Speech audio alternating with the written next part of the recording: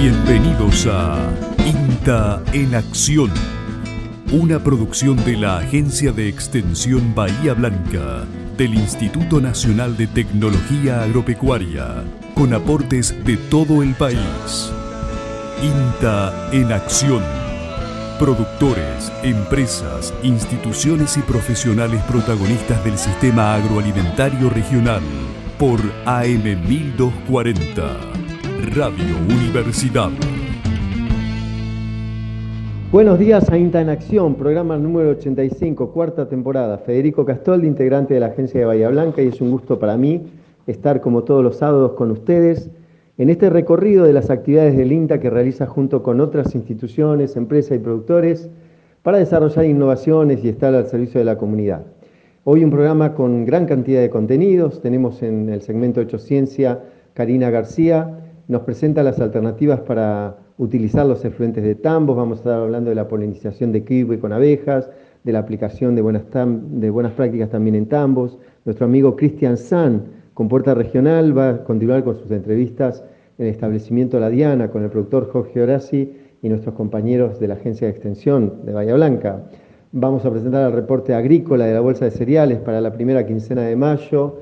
Nuestros amigos del CEA 18 con su micro radial, en esta oportunidad nos van a presentar el tema compostaje. Vamos a presentar algunas recomendaciones de COVID para los que manipulan alimentos, una estufa económica de mayor eficiencia en el segmento de innovaciones de alta eficacia en el hogar. Luego entrevistas con algunas compañeras investigadoras del INTA, la producción de sábalos en cautiverio, la vitivinicultura en Entre Ríos, nuestra compañera Soledad Carrasco con la actualización de los indicadores agropecuarios. Y así entonces vamos a pasar esta hora juntos. Espero que les sea de gran utilidad, que aprendan cosas nuevas y no pierdo más tiempo y doy lugar a este espacio llamado INTA en Acción. Radio INTA, noticias para la innovación. La polinización del kiwi con abejas mejora la calidad de la fruta. Así lo ratificaron ensayos implementados por el INTA Balcarce en Buenos Aires. Los estudios comprobaron que la polinización natural, en donde el polen es transportado por el movimiento del aire, no garantiza un tamaño comercial. El que sí se alcanza cuando se utilizan otros métodos como el uso de insectos polinizadores como abejas.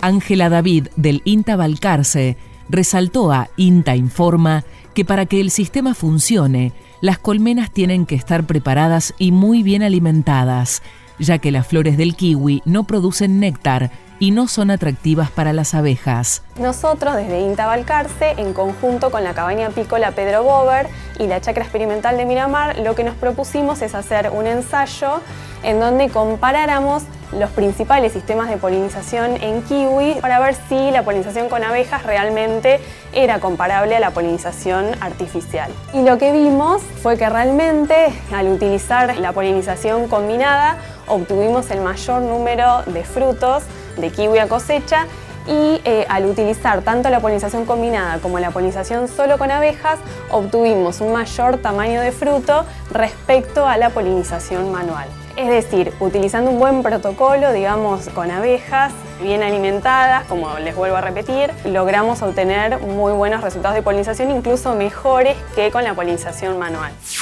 El dato.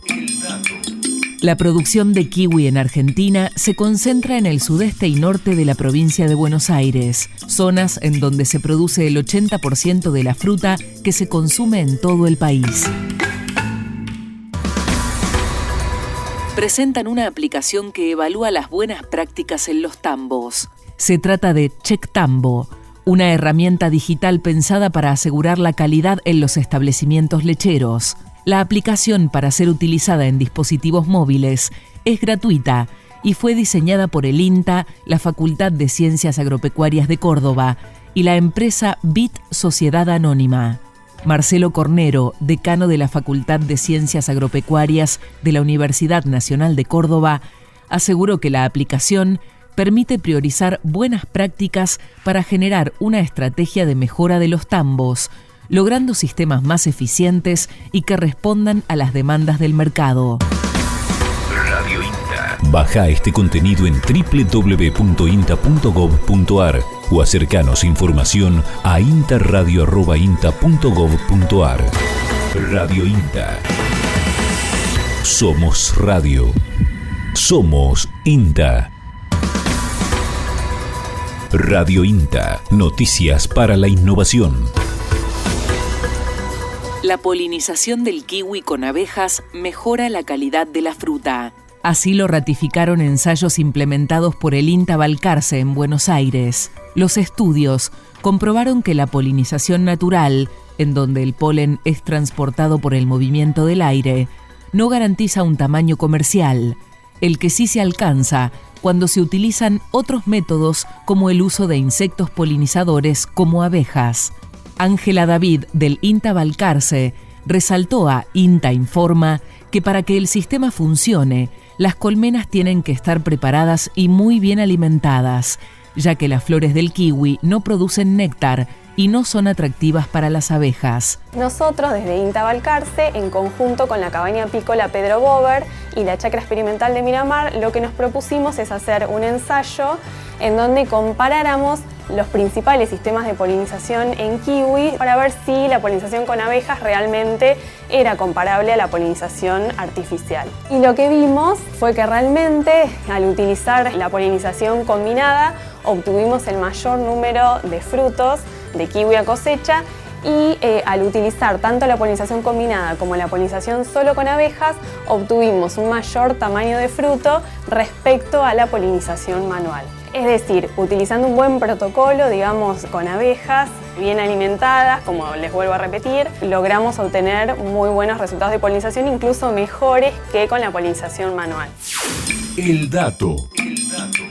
La producción de kiwi en Argentina se concentra en el sudeste y norte de la provincia de Buenos Aires, zonas en donde se produce el 80% de la fruta que se consume en todo el país.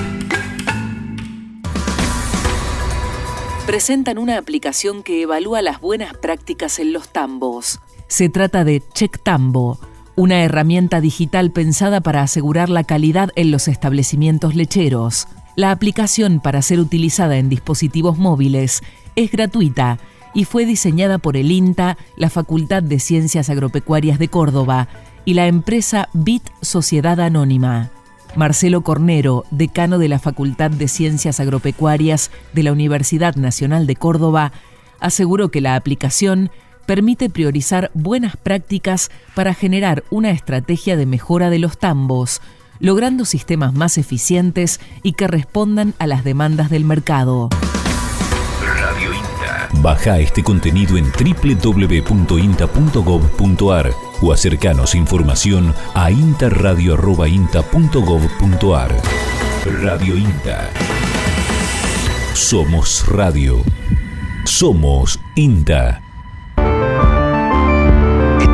Hecho ciencia. Lo importante son los hechos, dicen todos por ahí. Sí, decimos nosotros, pero también quienes los hacen y sobre todo cómo, porque los hechos son procesos y no se hacen solos. Este podcast se bate entre la comunicación y la ciencia. Para contarte en primera persona para qué sirve y dónde te encontrás cada día con el conocimiento científico del campo en la ciudad. Porque a veces de tan cerca no lo vemos. Hecho ciencia.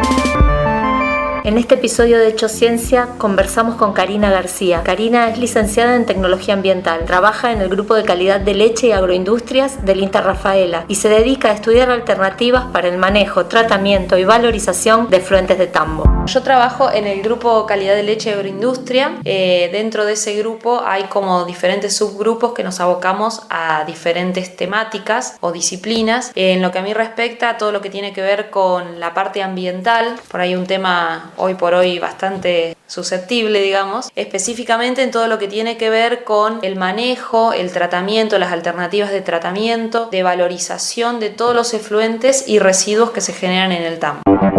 Cuando por ahí la gente escucha la palabra efluente, lo más común es relacionarlo con los efluentes de grandes industrias, con todo lo que tiene que ver con metales pesados, con todo lo que tiene que ver con altos contaminantes. En este caso, el tambo es una industria primaria, por ende, todos los residuos y efluentes que se generan en todas las actividades agropecuarias en general su principal componente es orgánico, o sea, es una materia orgánica. ¿Por qué resalto esto? Porque es importante hacerle ver tanto al productor como al entorno de cada establecimiento de que estos residuos, obviamente que si los manejamos mal, van a contaminar el ambiente, algún recurso o de alguna medida mayor o menor impacto, pero lo importante de destacar es que por este contenido de materia orgánica y de nutrientes que tienen, es importante verlos como algo que se le puede dar valor y reutilizar dentro del sistema.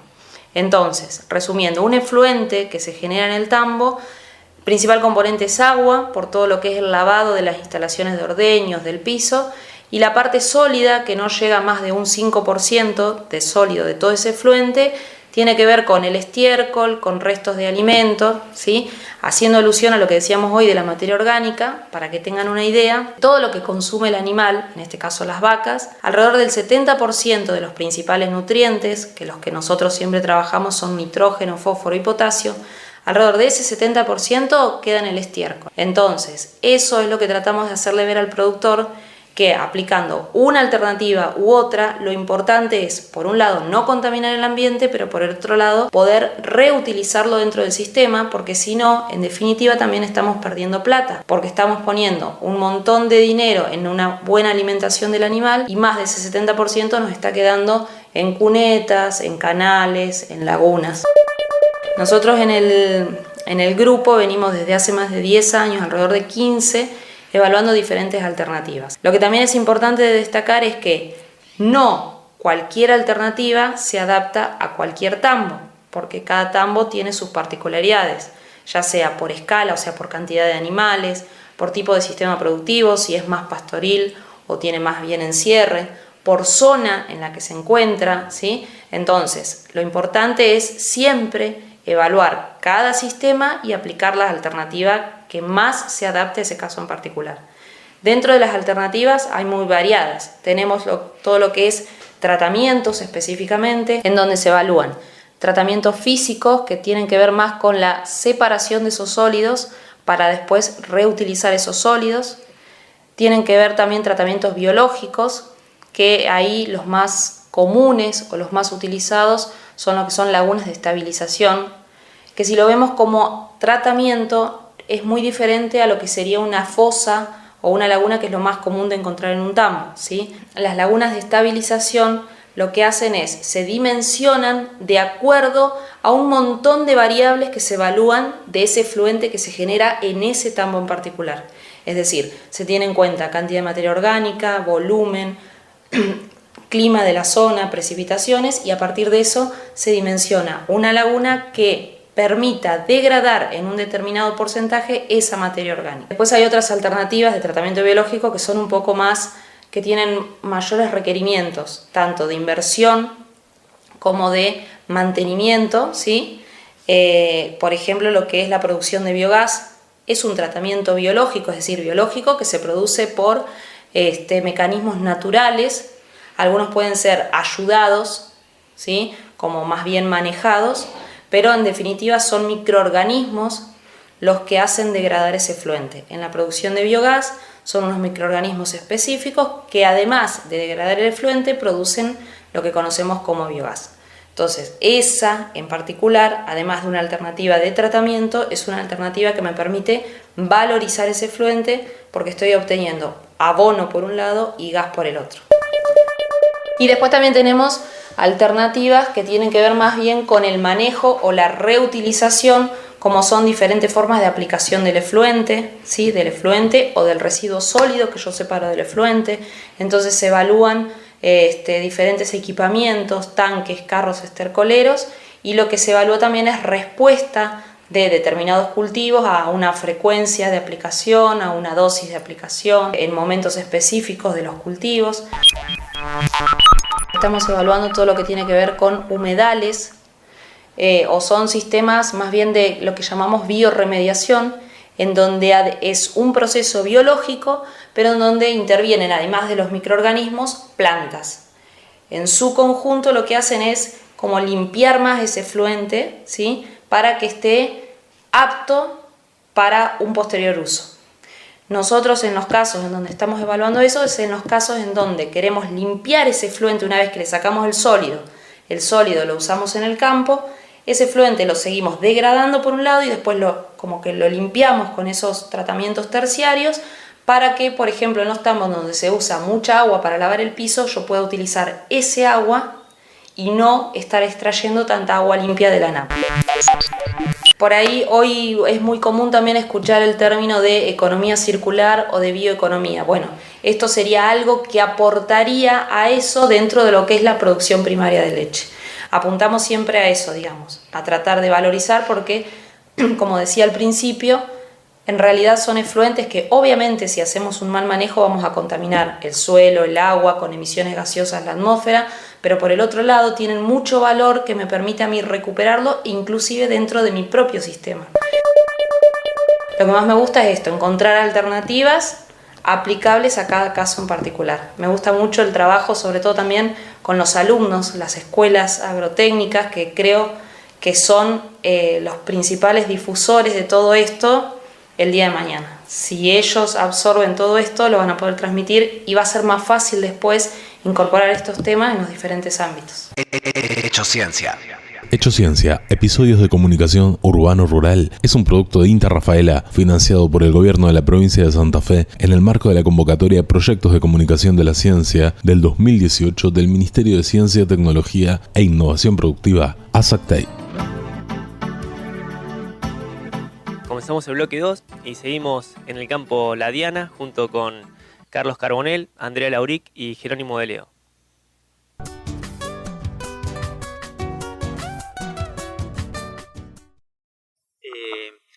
También es bueno mencionar que acá el trabajo que viene haciendo Jorge está muy alineado con las propuestas de INTA para la zona. Es un campo que tiene, hacíamos los cálculos hace un ratito, la actualización, un 36% de pasturas perennes dentro de la superficie ganadera. Y bueno, estos tres pilares que por ahí comentaba Jorge, una buena superficie de forrajeras perennes, como esto que estamos hablando, como este llorón de alta densidad, que uno lo puede ver, está excelente. Fíjense en que uno de los grandes problemas, ¿no?, de acá de la zona es que los llorones que se empajan, las pasturas que se empajan, pero no es el caso de esta con la alta densidad de plantas de llorón que tenía, que recién contábamos, estábamos en 50 plantas por metro cuadrado, ¿no?, en ese conteo que hacíamos. Y la otra cuestión es tratar de achicar el periodo de lactancia, ¿no?, como comentabas vos, destete a principios de febrero, y la cuestión del frame y el manejo del pasto, ¿no?, a través del rotativo. Para nosotros es un caso muy interesante de la zona donde en poca superficie se logra una alta producción de carne. Bueno, esto que mencionaba Carlos conversando con Jorge acerca del número de plantas que queremos lograr o que llegamos a la conclusión que habría que lograr en la zona, que son alrededor de 40, 50 plantas por metro cuadrado, no es algo al azar, sino que hace 10 años que nosotros desde la agencia venimos trabajando con sucesivos ensayos, regulando sembradoras muy antiguas hasta del año 60, logrando y viendo de qué cantidad de semilla tendríamos, qué densidad tendríamos que tirar como para lograr este stand de plantas. Antiguamente mucha gente dirá, los llorones se sembraban con 200 gramos. Es verdad, esos 200 gramos, nosotros hicimos un relevamiento de llorones luego de la sequía 2009 y veíamos que eran llorones de 10 plantas por metro cuadrado, lo que nosotros no nos servía para los planteos de cría y estos sistemas que mencionaba Jorge, porque las matas se hacían muy grandes, ocupaban casi un cuarto de metro cuadrado, y esto que implicaba que toda la mata en el centro se moría y alrededor se generaba el rebrote. Entonces veíamos que ese tipo de sistema no nos convenía y tampoco sacaba mucho mayor producción de materia seca con respecto a un campo natural. Entonces veíamos que teníamos que ajustar, y ahí es donde empezamos hace 10 años esta sucesión de ensayos de densidad, medición de producción y calidad. Y vimos que, como mencionaba Jorge, estas matas tan chicas no generan esa corona muerta y veíamos que con 10 o 20 kilos de semilla por hectárea podíamos generar estas 40, 50 plantas con una base de 3.000, 4.000, hasta 6.000 kilos de materia seca por hectárea, según sea el año, la primavera y el momento de lluvias. Jorge, ¿nos querés contar un poco el tema, cómo incursionaste en el tema de la cosecha, cómo acondicionaste tu cosechadora, qué cosechadora tenés? Después veremos las imágenes. Bueno, la cosechadora es una cosechadora del año 64 que compró mi papá. La cosechadora no le hice prácticamente trabajos especiales, simplemente traté que no tenga ningún agujerito, que no pierda semilla, que no se pierda nada. Y bueno, el tema de la cosecha es una cosecha, no es tan simple como parece. Si bien en el campo las cosechadoras no hay problema para que pase el llorón, es difícil para encontrar el momento justo de cosecha, porque es una semilla muy pequeña, pero de un alto peso para su tamaño, y se desgrana muy fácil. Entonces hay que estar muy atento cuando está para cosecha, porque capaz que acá con el viento que nunca falta, te agarra un día de viento y no te queda nada, o juntar con una aspiradora. Así que hay que estar muy atento en el momento de cosecha. Las cosechas puede ser en diciembre, fin de diciembre, o a veces se hace en marzo también, puede llegar a haber una muy buena cosecha también. Que en marzo a veces normalmente ya es una época algo menos ventosa, entonces ahí se puede cosechar mucho más fácil. No es algo que se pueda que se haga todos los años por problemas climáticos, no es porque la planta no haga grano, pero ya te digo, es una planta que se grana muy rápido. Y sobre todo en la cosechadora, la verdad que no tiene ninguna ciencia, simplemente juntar toda la mayor cantidad de grano posible, después se zarandea en la casa, que venga con toda la mugre. En el galpón lo zarandeas. Después va toda la limpieza final, va toda en el galpón. Sí. ¿Le pones una malla o algo para que no pierda semilla dentro de la cosechadora como hacen algunos productores? No, por el momento no, simplemente antes de salir pongo agua, le echo agua a ver si hay algún agujerito para saber que no tenga ninguna pérdida y nada más.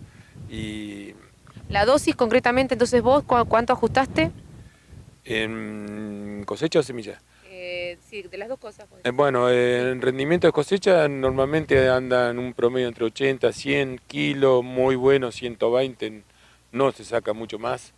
Y bueno, y la siembra yo 8 a 10 kilos siempre, porque aparte, bueno, tengo mi propia semilla y entonces en el fondo, si me dice lo que me sale, no, a mí me sale mucho menos, porque al tener la semilla le podés echar tranquilamente, pero no hay que dejar de echarle, porque si no le echás semilla, no tiene una buena cantidad de plantas después. Porque sí, si vamos a contar que la semilla, por el peso hectolítrico que tiene la semilla, el tamaño de la semilla, en el campo poner como para que se levante la tierra de la cantidad de semilla que hay, pero no germina todo, lamentablemente. Germina muy poca en el campo porque es una semilla tan pequeña que a donde se enterró un poquitito de más ya está, o te agarró una lluvia fuerte y se planchó, no germina. Es algo muy delicada la germinación de la semilla en el campo. Por eso hay que echarle bastante como para compensar todos esos detalles. Y normalmente sí, 10 kilos sería una de las mejores dosificaciones que hay. Bueno, para sembrar simplemente los trabajos normales de cualquier cultivo, rastra de disco, 2 pasadas de rastra de disco, a veces vibrocultivador si es necesario, que quede la tierra muy fina pero no suelta, así que capaz que a veces le paso hasta un rolo para que quede compactada la tierra, y la semilla en el aire, que caiga la sembradora lo más cerca posible del piso, pero simplemente la sabresurco o los discos, como la que sea, tiene que estar, no tocar la tierra, y una rueda compactadora atrás que la compacte, nada más. Pero la semilla, si se pasa medio centímetro de enterrado, ya directamente muy difícil que germine, y 1 centímetro ya directamente olvídate, no germina absolutamente, no germina nada. El tema de la cosecha. No, que te quería preguntar, la fecha de siembra. Nosotros desde el INTA promovimos la fecha de siembra a fines de enero, por el tema de los otoños siempre son mucho más llovedores y las primaveras venían fallando. ¿Vos por qué lo hacías fin de enero?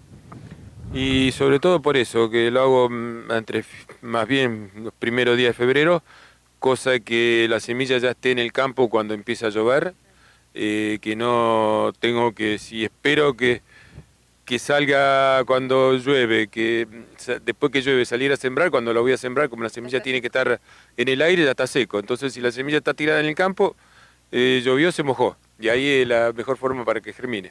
Sobre todo que germine lo más posible y la mayor cantidad posible. Después hay una de las cosas muy importantes, un año por lo menos con un candado grande en la tranquera del potrero, que no entre un solo animal. Es preferible pasarle una desmalezadora si es necesario, pero que no entre un animal, porque donde la toca la va a arrancar la planta y ahí es donde se estropeó todo.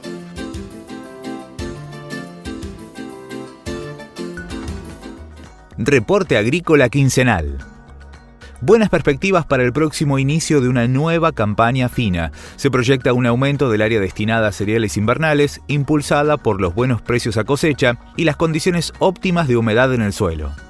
El área ocupada por los cereales invernales se estima que crezca 1,4% respecto al ciclo 2020-2021, totalizando 2,59 millones de hectáreas. Se proyecta un incremento del 13% en el área total destinada a cebada, incluyendo verdeos, de un 25% en el área cosechable de este cereal. El cultivo de trigo presentaría una leve caída de 1,4%. El 70% del área sojera transita al estado de madurez, mientras que el 30% restante ha sido cosechado, principalmente en las zonas norte y centro. Se estima una media de 2.100 kilogramos por hectárea en toda la región, 19% menos que la campaña pasada. El 80% de la superficie de maíz se encuentra en madurez y el 20% restante ha sido cosechado, siendo estos lotes de siembra temprana. El rendimiento promedio estimado es de 6.100 kilogramos por hectárea, significando una caída del 5% respecto al ciclo anterior. Las lluvias durante el transcurso del mes de abril, obtenidas por la red de estaciones meteorológicas, totalizan 97 milímetros de promedio, 40% por encima de la media mensual de los últimos 5 años. El mapa de pronósticos acumulados indicaría lluvias en toda la provincia de Buenos Aires, con máximos de hasta 30 milímetros. Powered by Agroinfinito, tecnología inteligente para tu campo. Bolsa de cereales de Bahía Blanca. Este es un espacio elaborado por el Centro de Educación Agraria número 18.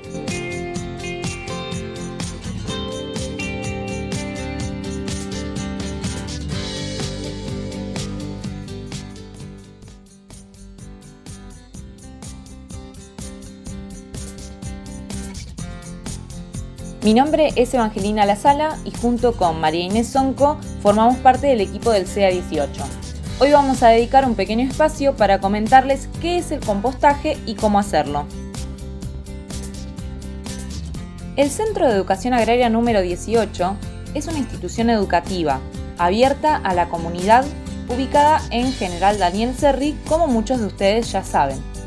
Dentro de nuestras líneas de acción se encuentran la variada oferta de capacitaciones, actividades y proyectos de difusión relacionadas a la producción de alimentos de manera saludable, segura y sustentable, económica y ambientalmente. Es importante tener en cuenta que en la producción de alimentos se generan desperdicios y es necesario gestionarlos de manera responsable. Para ello debemos tener en cuenta que no es lo mismo hablar de residuos o de basura. Los residuos son materiales que no pueden ser usados para cumplir la función que tenían al ser creados. Sin embargo, tienen la capacidad de reutilizarse o reciclarse. En cambio, la basura son aquellos desechos que no pueden reusarse de ninguna forma luego de que cumplieron su función y deben ser destinados a la disposición final. Para cualquiera de los casos, podemos intentar generar la menor cantidad posible, minimizando el impacto ambiental. Un ejemplo en el que podemos transformar los residuos a través de nuevos procesos es el compostaje, que puede constituir una práctica relativamente fácil de realizar en nuestros hogares para reciclar restos orgánicos.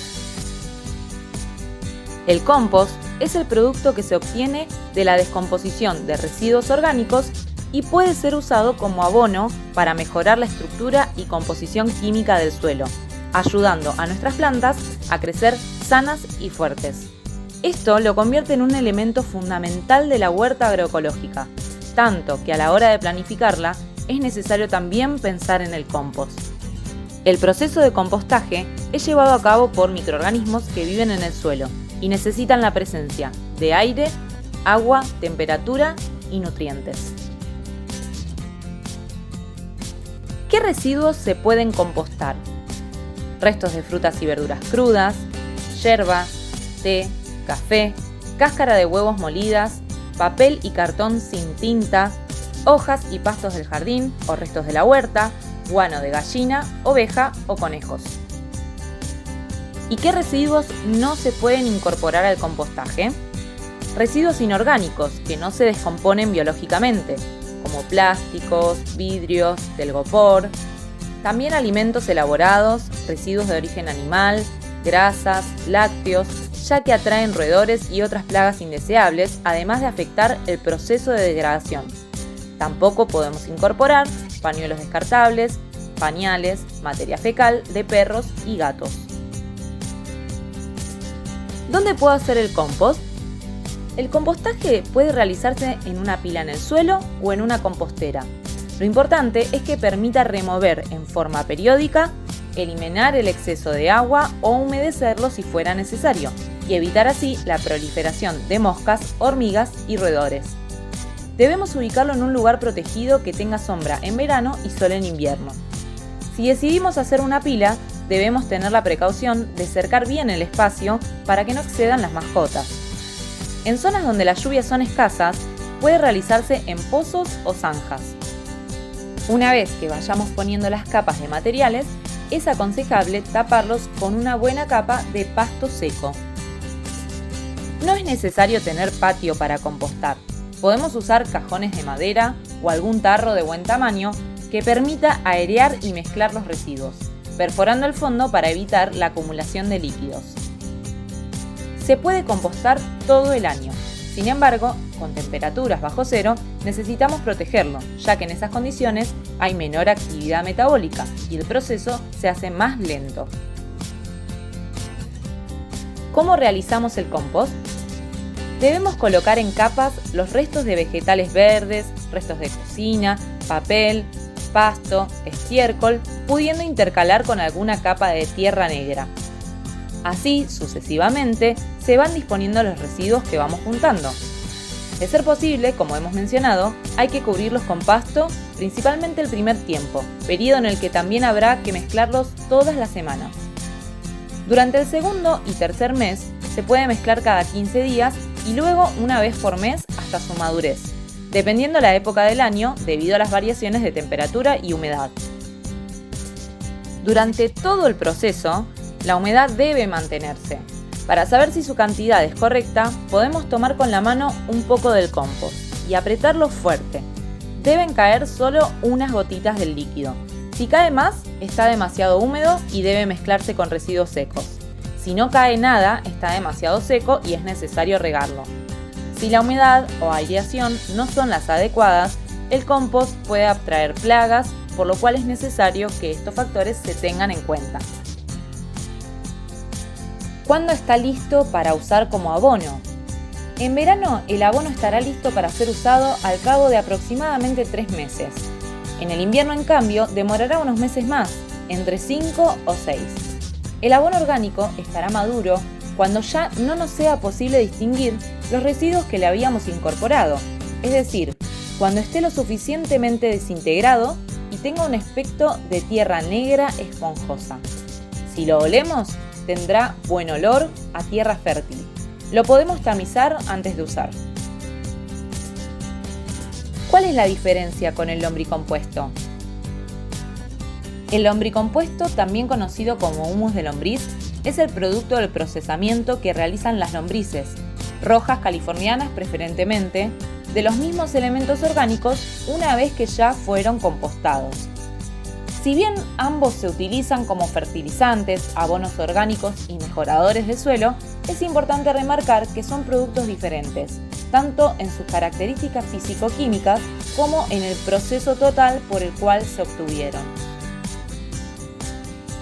Como hemos señalado, el compostaje es un proceso fundamental para la gestión de los residuos orgánicos, que no solo son aproximadamente la mitad de los residuos que generamos, sino que cuando no son reciclados, son los principales responsables de los olores, presencia de roedores e insectos e enfermedades asociados a estos. Además, el compostaje es una práctica que podemos llevar adelante en nuestros hogares y su producto, el compost, es un abono orgánico que mejora el suelo, beneficia a nuestras plantas y vegetales de la huerta. Compostar es una forma de adquirir hábitos que protejan al medio ambiente y una manera de obtener alimentos más saludables.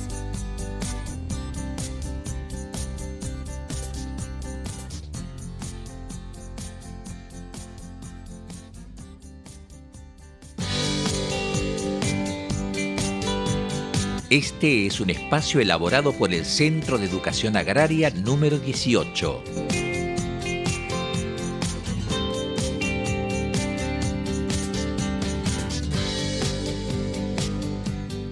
Hola Fede, ¿cómo estás? Bueno, vamos a comenzar con el espacio de economía que presentamos cada semana.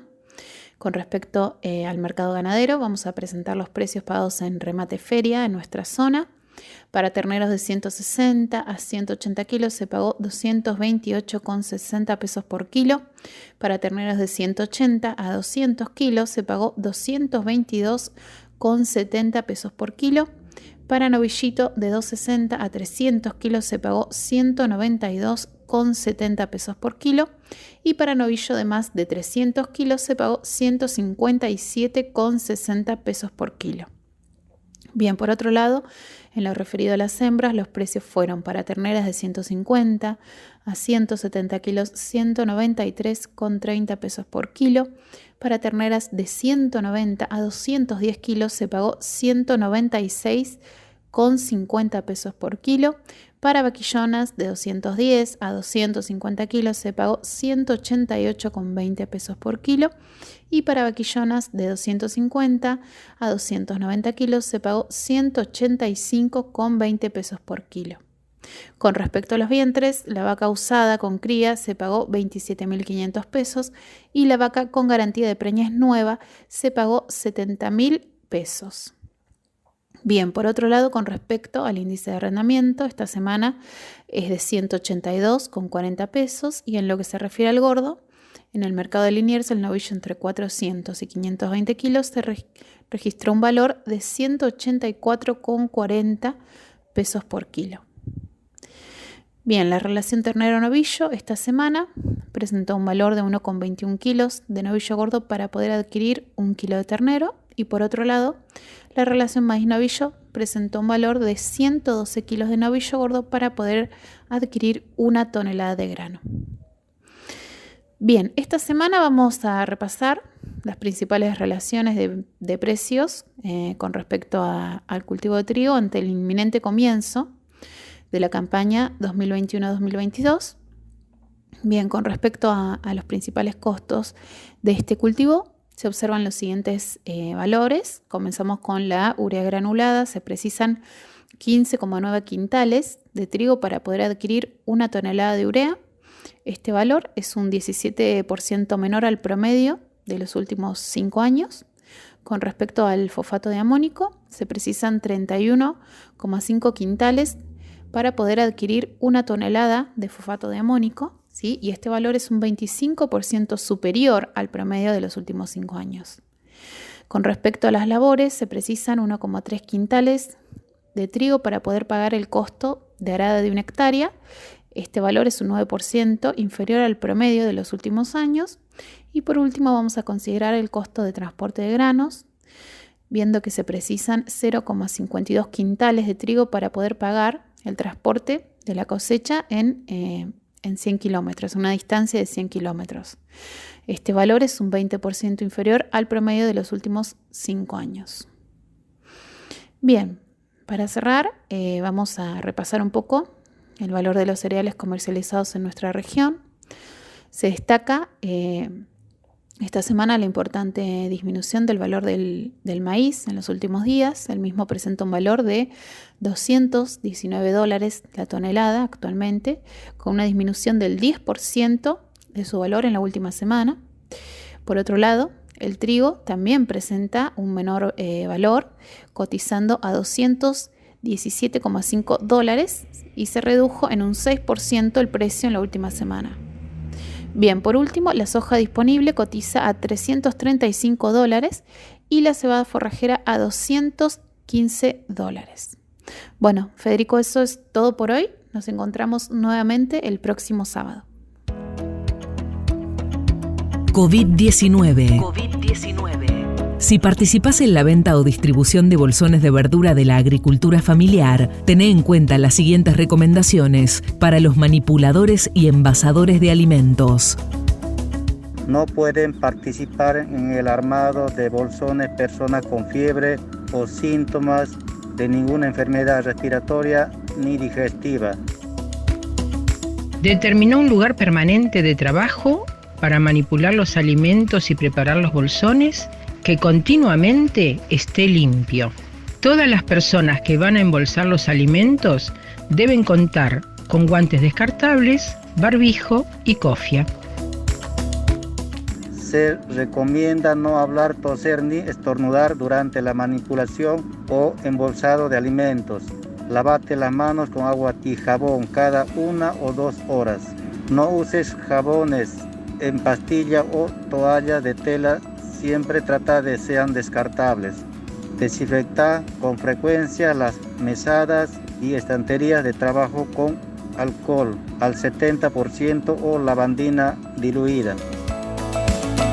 Si vas a reutilizar bolsones, límpialos y desinfectalos internamente con pulverizadores con líquido desinfectante que contengan alcohol al 70% y utilízalos una vez secos. Organizá los bolsones en lugar de acopio limpio y desinfectado con lavandina diluida. Trata de que cada bolsón tenga información del lugar de procedencia y la fecha de armado, datos del proveedor, la localidad de origen, la fecha de despacho, los kilos aproximados y alguna referencia al tipo de producto. Desde la Red Orgánica Solidaria de Tucumán, Carlos López, comunicador popular de Radio Patria. Soy Alicia Lem, productora familiar de la Cooperativa Agropecuaria APF de Cañuelas en la provincia de Buenos Aires. Mi nombre es Franz Ortega, pertenezco a la Unión Trabajadores de la Tierra. Las recomendaciones que escuchaste en voces de productores de la agricultura familiar y trabajadores de organismos públicos fueron realizadas por la Universidad Nacional Arturo Jaureche, INTA, SENASA y el Ministerio de Agricultura, Ganadería y Pesca de la Nación. Escuchalas en INTA Radio. INTA Informa Podcast. Información destacada en investigación, desarrollo e innovación. Presentada por el Instituto Nacional de Tecnología Agropecuaria.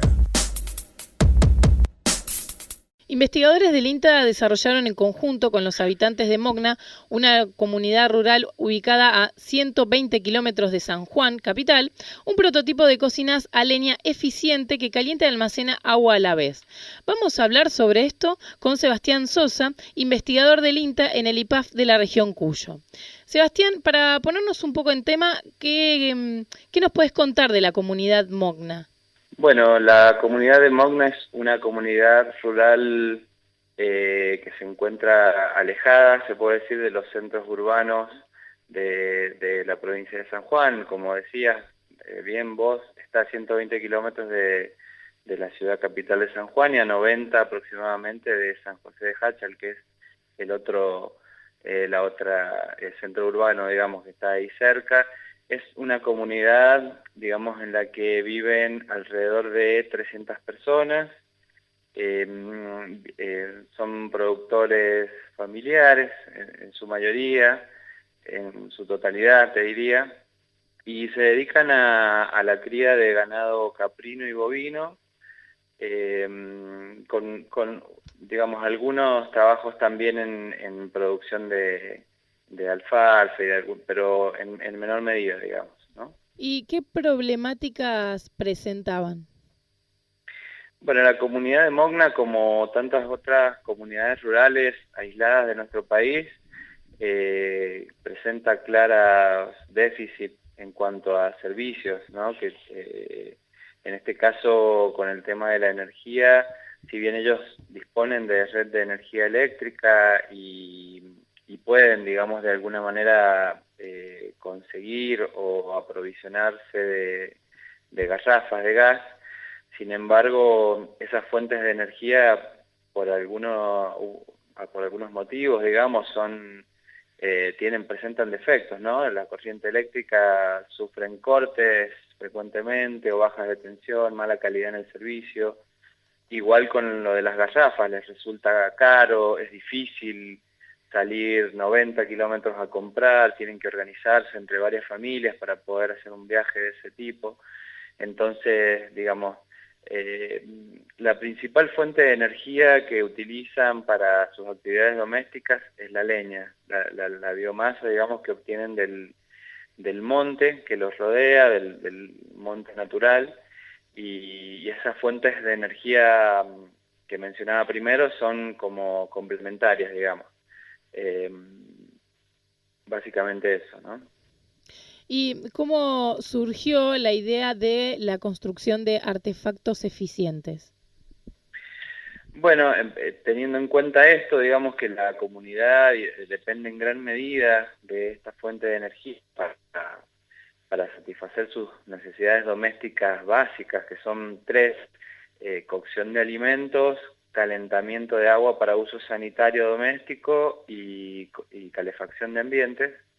Teniendo en cuenta que es una necesidad muy importante del hogar. Cada hogar, para que te des idea, consume el 70% de la energía que consume, la ocupa en esas 3 actividades, y la fuente de energía es la leña. Entonces, teniendo en cuenta eso, decidimos trabajar en el diseño y desarrollo de artefactos eficientes que permitan 2 cosas. Por un lado, ahorrar leña, ¿no es cierto?, con el sentido de que de aportar a la sustentabilidad del recurso, porque es un recurso que está deteriorado, un recurso degradado, y por otro lado, digamos, aportar a la calidad de vida de las familias, teniendo en cuenta que en la medida en que ocupen menos leña, también van a necesitar menos horas, menos, digamos, tiempo, menos trabajo dedicado a la recolección, al traslado, al trozado de la leña. Así es que, digamos, la idea de desarrollar artefactos eficientes tiene que ver con esos 2 objetivos, básicamente. ¿Y cuáles son esos artefactos eficientes y qué características tienen? Son básicamente artefactos hechos de mampostería, digamos, que también tienen partes metálicas. Uno de los artefactos, digamos, hay muchos en realidad artefactos que pueden cumplir estas funciones. Algunos son unifunción o unifuncionales, mejor dicho. Por ejemplo, una estufa que cumple claramente la función de calefaccionar el hogar, pero también existen artefactos multifunción, como por ejemplo la estufa rusa con horno, que es un artefacto que puede calefaccionar y puede también, permite cocinar alimentos al mismo tiempo, usando un único fuego, digamos. Ese es uno, o esos serían 2 artefactos. Y otro también es la cocina a leña, que existen las cocinas a leña que solo son cocinas, y existe esta que estamos desarrollando, que es una cocina a leña con calentador de agua, que permite entonces realizar estas 2 funciones: cocinar alimentos y calentar agua para el uso doméstico habitual, ¿no? Y por último, Sebastián, ¿realizaron capacitaciones con la comunidad para poder construir estos artefactos? Correcto. En primer lugar empezamos, digamos, proponiendo, o mejor dicho, lo que hicimos en un primer lugar fue una investigación para poder entender bien el uso de estas fuentes de energía, llegando a la conclusión de que la leña es su principal fuente de energía. es la fuente más segura también del lugar, y en base a eso propusimos a la comunidad, o mejor dicho a la organización con la cual estábamos trabajando, construir artefactos, probarlos junto con ellos, desarrollarlos, adaptarlos en la medida de que hiciera falta, ¿no? Y entonces construimos prototipos. Los construimos con mano de obra local junto con ellos, digamos, y fueron ellos quienes testearon los equipos, los probaron, y en base a eso también hicimos algunas modificaciones a la propuesta original, y bueno, finalmente dimos con el desarrollo de esta cocina con calentador de agua, y por un lado, y por el otro lado propusimos la construcción de esta estufa con horno. Y algo que se dio después fue también la posibilidad de presentar un proyecto a ProHuerta, a la convocatoria de proyectos especiales, para poder construir 25 artefactos más dentro de la comunidad, con lo cual nos está permitiendo esto poder, digamos, amplificar o replicar en forma más masiva el trabajo que hicimos con los primeros prototipos. Muy bien, Sebastián, muchísimas gracias por contarnos todo el trabajo que están realizando ahí junto con la comunidad de Mogna. Muy bien, por nada, un placer, a disposición siempre. Conversábamos con Sebastián Sosa, investigador del INTA en el IPAF de la región Cuyo. INTA Informa Podcast. Más información en intainforma.inta.gov.ar. Hola, soy Marina Bock, trabajo en el INTA de Castelar, específicamente en INCUINTA, que pertenece al IBIT, el Instituto de Virología de INTA. Soy veterinaria, hice una maestría en biotecnología con una beca de la Agencia de Promoción Científica y Tecnológica, también hice un doctorado y bueno, soy ahora investigadora de INTA y CONICET. En nuestro laboratorio me dedico al área de investigación y desarrollo, principalmente de kit diagnósticos, de los cuales yo soy la coordinadora de la producción y desarrollo de los mismos. Yo soy Viviana Parreño, trabajo en INCUINTA, soy la coordinadora científica de INCUINTA. Yo soy bioquímica, me doctoré en la UBA en el año 2002 y comencé a trabajar en el INTA en la planta permanente en el año 2004. Y trabajamos en diferentes investigaciones que tienen que ver con el campo, como por ejemplo desarrollamos un modelo para el control de calidad de las vacunas virales bovinas, desarrollamos un producto para prevenir la diarrea neonatal de los terneros, un kit de diagnóstico que se distribuye a la red de vigilancia de las diarreas de los niños, que se llama Rotadial, para prevenir la diarrea por rotavirus. Hemos desarrollado una vacuna subunidad redireccionada para el virus de la diarrea viral bovina. Y también ahora estamos tratando de desarrollar y transferir nanoanticuerpos para combatir la COVID-19. En nuestro laboratorio principalmente somos la mayoría mujeres, calculo que llegamos a 10 mujeres, yo soy la única veterinaria, después hay bioquímicos, biotecnólogos, técnicas de laboratorio especializadas, personas de apoyo, biólogas. Así que somos un montón, algunos varones, pero bueno, mayoría mujeres. En Buenos Aires, en INTA Castelar, por suerte es bastante homogéneo y muchas mujeres tienen la posibilidad de acceder a lugares de liderazgo, por ejemplo, como directora de instituto, como directora del Centro de Ciencias Veterinarias y Agronómicas, inclusive nuestra presidenta es mujer. Pero bueno, en las distintas unidades experimentales en el interior del país asumo que eso es distinto.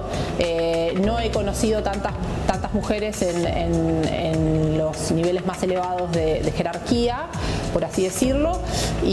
Pero bueno, creo que es un movimiento que está avanzando y a nivel mundial hay un movimiento tal que es cuestión de que las culturas vayan cambiando y que las mujeres se puedan posicionar y demostrar que pueden ser madres, pueden ser amigas y pueden ser excelentes profesionales y liderar equipos de trabajo como cualquier hombre. Que las mujeres tengan las mismas oportunidades y los mismos salarios, porque eso pasa mucho, que los hombres salen quizás más a trabajar al ámbito privado o a puestos de jerarquía, compiten más por esos puestos porque los salarios son mayores. En cambio, las mujeres relegan sus actividades quizás al cuidado familiar, porque también los salarios en los mismos niveles de puestos son menores que en los hombres. En ese sentido, destaco que Castelar tiene servicios complementarios que son la guardería, la colonia y el centro complementario, donde las mujeres y también, o sea, los padres y las madres, porque esto es para los dos géneros, pueden traer a sus hijos y saben que están en un lugar seguro donde reciben una buena educación y que nosotros podemos trabajar tranquilos de que ellos están bien. Y creo que eso es muy importante, que esa política se mantenga en el tiempo y se mejore en el INTA. El feminismo ha tenido un impacto, como todos sabemos, a nivel mundial y bueno, el INTA no está exento de eso. El año pasado tuvimos que hacer el curso de Ley Micaela, mirar todos los videos, eso estuvo muy bueno y creo que sumó un montón porque todas las categorías, todos los niveles de puesto tuvieron que hacer ese curso y fue muy importante. Yo, a pesar de ser veterinaria, mujer, me gusta mucho el campo, entonces siempre quise trabajar en el campo y como mujer es difícil, todos sabemos, hacer tareas de campo, incluirse en ese ámbito que quizás es predominantemente de los hombres, entonces para mí trabajar acá en el INTA era una forma de trabajar para el campo siendo mujer. Yo creo que las mujeres pueden liderar proyectos tranquilamente, proyectos nacionales que otorgan subsidios para la investigación. Cualquier mujer puede acceder a esos subsidios, de hecho yo he obtenido uno el año pasado y en ese sentido no veo ninguna limitación para las mujeres para obtener tanto subsidios nacionales como internacionales.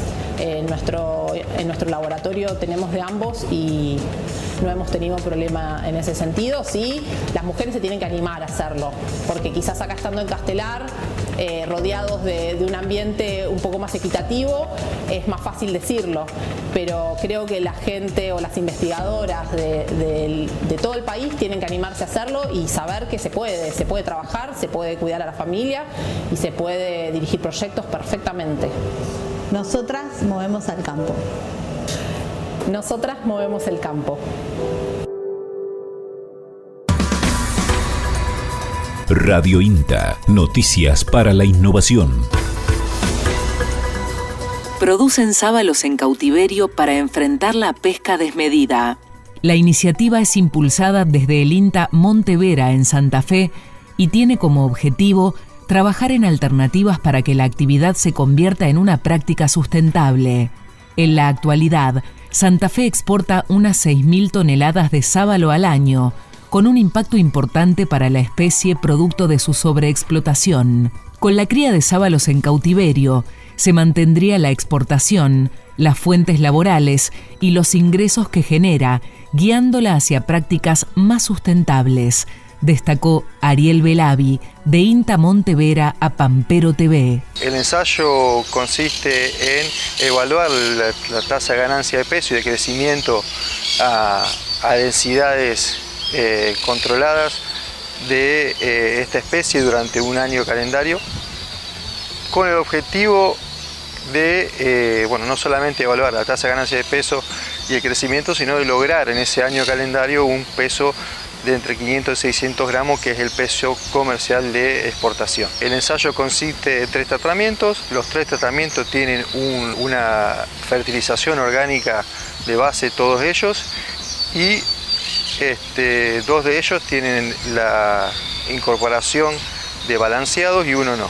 Si lo que estamos comparando son a igual densidad de peces, un tratamiento con fertilización natural y un balanceado en polvo, el otro es un tratamiento con fertilización natural y un balanceado peleteado, el otro es solamente un testigo con fertilización natural. El dato. El sábalo es un pez autóctono que atraviesa Bolivia, Paraguay y Argentina y es una de las especies más buscadas por los pescadores artesanales. El INTA impulsa la vitivinicultura en Entre Ríos. La iniciativa es coordinada por el INTA Concordia, junto a productores de la Asociación Vitivinícola de Entre Ríos, en el marco del proyecto local Aportes a la diversificación productiva y el agregado de valor en el noreste de Entre Ríos.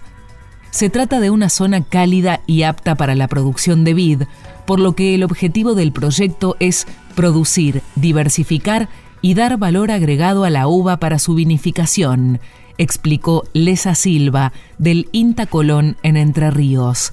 Desde INTA se aseguró que se han tomado muestras de uvas de distintos viñedos de la provincia, que son analizados en el laboratorio de post cosecha del INTA Concordia. Buscamos poder hacer una caracterización local del cultivo y del vino, para así fortalecer su relación con el turismo rural, explicó Silva, y confirmó que tener registros locales servirá para determinar el momento óptimo de cosecha en uvas para vinificar en la región, y que esa información esté disponible para productores locales. Radio INTA. Baja este contenido en www.inta.gov.ar o acercanos información a intarradio@inta.gov.ar. Radio INTA. Somos radio. Somos INTA. Bueno, y así pasó otro programa de INTA en Acción. Espero que les haya sido de utilidad, que hayan aprendido cosas nuevas, que lo hayan disfrutado tanto como nosotros. En este 22 de mayo, en las vísperas del 25 de mayo, donde no todo anda tan bien, creo que debemos, más que nunca, anclarnos en algunas ideas de aquellos prohombres de mayo, ¿no?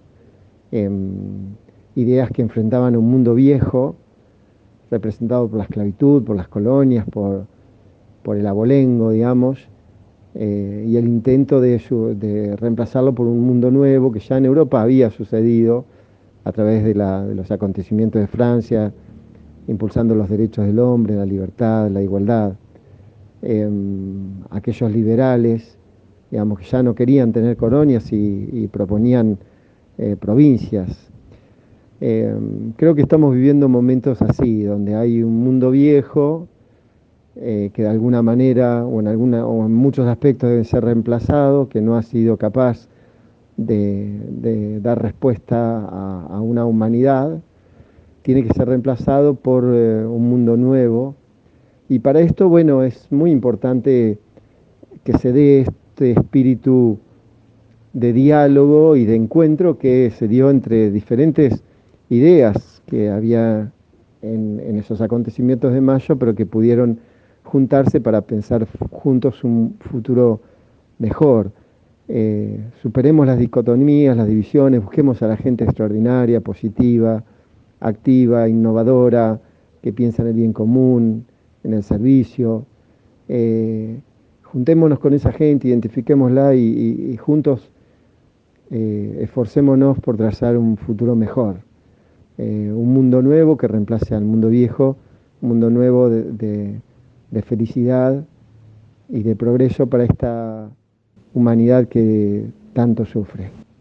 Bueno, que tengan un buen fin de semana, una linda semana de mayo, y nos encontramos el sábado que viene a las 10 de la mañana aquí en INTA en Acción. Esto fue INTA en Acción, una producción de la Agencia de Extensión Bahía Blanca del Instituto Nacional de Tecnología Agropecuaria. La actualidad de productores, empresas, instituciones y profesionales protagonistas del sistema agroalimentario regional y nacional vuelve el próximo sábado a las 12 por AM 1240, Radio Universidad.